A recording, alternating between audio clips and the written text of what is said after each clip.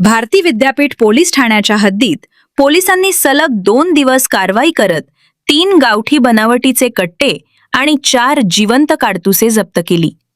या कारवाईत 2 रेकॉर्डवरील गुन्हेगारांना अटक करण्यात आली.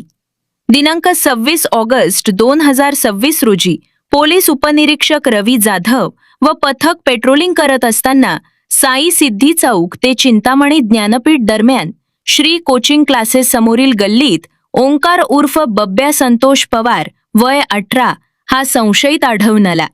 त्याची झडती घेतली असता त्याच्याकडे एक गावठी कट्टा आणि 2 जिवंत काडतुसे आढळून आली. हा मुद्देमाल जप्त करून त्याच्या विरुद्ध भारती विद्यापीठ पोलीस ठाण्यात गुन्हा दाखल करण्यात आला. त्यानंतर दिनांक 27 ऑगस्ट 2026 रोजी तपास पथकाला कात्रज डेअरी चौक ते सरहद चौकादरम्यान कात्रज डेअरीच्या भिंतीलगत एक व्यक्ती अग्निशस्त्रासह थांबलेली असल्याची माहिती मिळाली. पोलिसांनी घटनास्थळी जाऊन शिरीष जितेंद्र खोपडे वय 26 याला ताब्यात घेतले. त्याच्याकडून 2 गावठी कट्टे आणि 2 जिवंत काडतुसे जप्त करण्यात आली.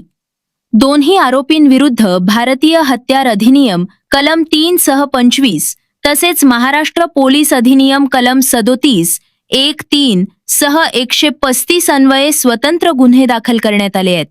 दोन्ही आरोपी हे रेकॉर्डवरील गुन्हेगार असल्याची माहिती पोलिसांनी दिली. ही कारवाई पोलीस उपआयुक्त परिमंडळ 2 मिलिंद मोहिते, सहाय्यक पोलीस आयुक्त राहुल आवारे यांच्या मार्गदर्शनाखाली वरिष्ठ पोलीस निरीक्षक सुदर्शन गायकवाड, पोलीस निरीक्षक गुन्हे संतोष जाधव, पोलीस उपनिरीक्षक निलेश मोकाशी, रवी जाधव व भारती विद्यापीठ पोलीस ठाण्याच्या पथकानं केली.